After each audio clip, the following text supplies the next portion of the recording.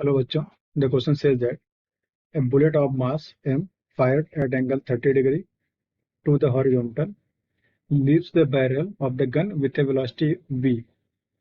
The bullet hits a soft target at a height small h above the ground while it is moving downward and emerges out with the half of the kinetic energy it had before hitting the target.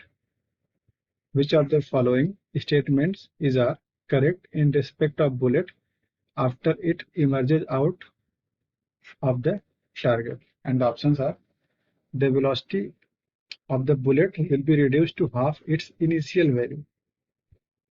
Option B is: the velocity of the bullet will be more than half of its earlier velocity. The bullet will continue to move along the same parabolic path. The bullet will move in a straight line.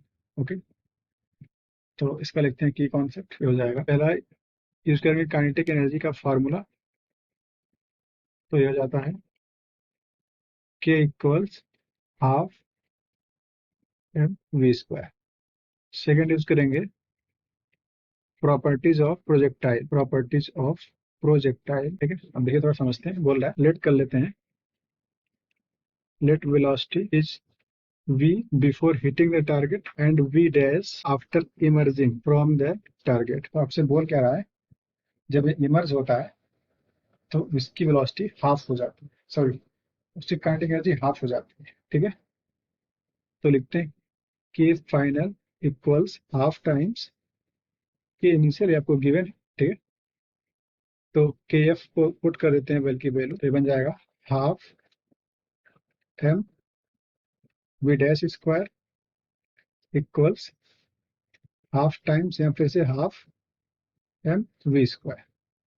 Okay, तो यहाँ से M cancel हो जाएगा और यहाँ half से half cancel होगा। ठीक है, तो वी डैश कितना आ रहा है, वी डैश है वी बाई रूट टू। ठीक है, और रूट टू कितना होता है 1.414, तो पुट कर देते हैं v अपॉन 1.414। इसको डिवाइड करेंगे तो v डैश मिल जाएगा 0.707 v। देखिए वेलोसिटी जो है हाफ से थोड़ी सी ज्यादा है। ठीक है, 0.5 होता है हाफ, उससे थोड़ी सी ज्यादा है। अब देखिए वेलोसिटी का कंपोनेंट चेंज हो गया। ठीक है, देखिए वेलोसिटी रिड्यूस हो गई है तो उसका पाथ भी चेंज हो जाएगा। थोड़ा समझिए, यहाँ पे ये होता है प्रोजेक्टाइल, इस तरह से जाता है। ठीक है, और इसके वेलोसिटी के कंपोनेंट्स होते हैं। इधर होता है, अगर एंगल थीटा है तो ये बन जाएगा v cos थीटा, और ये बन जाएगा परपेंडिकुलर v sin थीटा, और ये वेलोसिटी v है। ठीक है, जब यहाँ पे टारगेट को हिट कर देगा तो इसकी वेलोसिटी चेंज हो जाएगी। ठीक है, जब वेलोसिटी चेंज हो जाएगी कहीं भी किसी पॉइंट पे, जब वेलोसिटी चेंज होगी तो उसका पाथ भी चेंज हो जाएगा। ठीक है, एक्चुअल पाथ को नहीं फॉलो करेगा, ये किसी और पाथ पे जाएगा।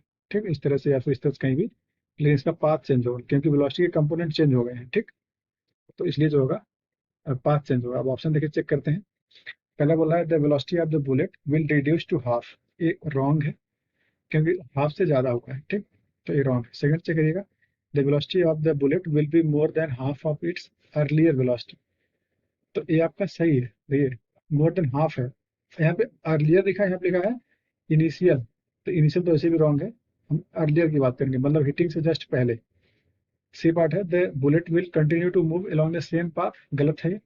गलत क्यों होगा, क्योंकि वेलोसिटी के कंपोनेंट चेंज होंगे तो पाथ भी चेंज हो जाएगा। ठीक, the bullet will move in straight line, तो पूरी तरह से रॉन्ग है, तो आपका option B is correct. Okay, hope you understood it well, all the best.